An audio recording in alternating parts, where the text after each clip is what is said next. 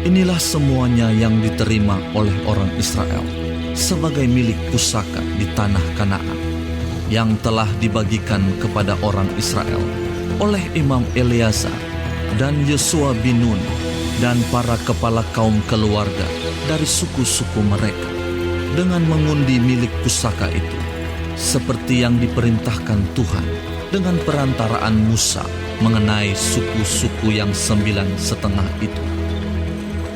Sebab kepada suku-suku yang 2,5 lagi telah diberikan Musa milik pusaka di seberang sungai Yordan, tetapi kepada orang Lewi tidak diberikannya milik pusaka di tengah-tengah mereka. Sebab Bani Yusuf merupakan 2 suku, Manasye dan Efraim.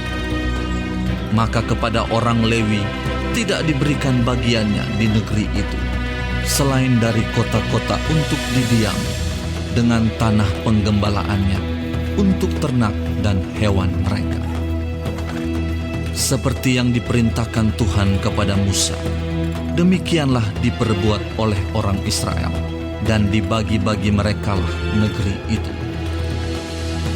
Bani Yehuda datang menghadap Yosua di Gilgal.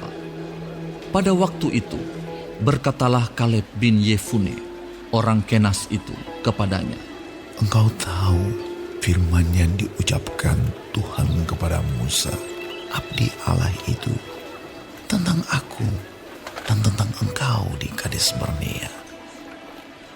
Aku berumur 40 tahun ketika aku disuruh Musa hamba Tuhan itu dari Kades Barnea untuk mengintai negeri ini, dan aku pulang membawa kabar kepadanya yang sejujur-jujurnya.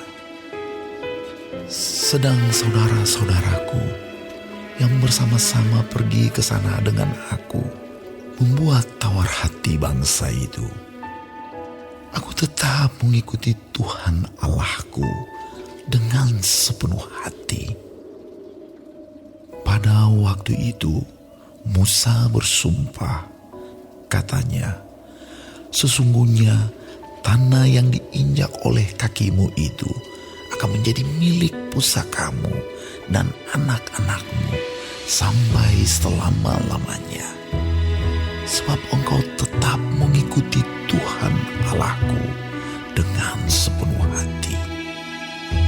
Jadi sekarang, sesungguhnya Tuhan telah memelihara hidupku seperti yang dijanjikannya.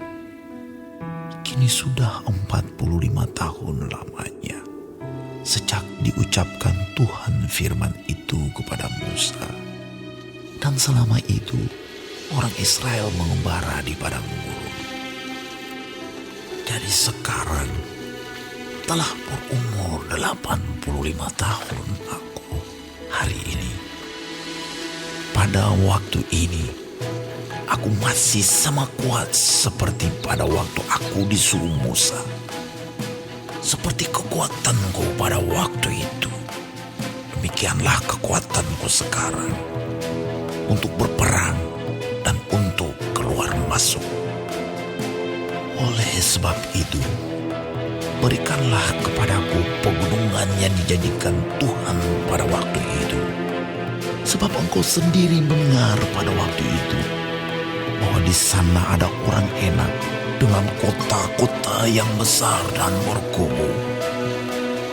Mungkin Tuhan menyertai aku, sehingga aku menghalau mereka seperti yang difirmankan Tuhan." Lalu Yosua memberkati Kaleb bin Yefune, dan diberikannya Hebron kepadanya menjadi milik pusakanya. Itulah sebabnya Hebron menjadi milik pusaka Kaleb bin Yefune, orang Kenas itu, sampai sekarang ini, karena ia tetap mengikuti Tuhan Allah Israel dengan sepenuh hati. Nama Hebron dahulu ialah Kiryat Arba. Arba ialah orang yang paling besar di antara orang Enak. Dan amanlah negeri itu berhenti berperang.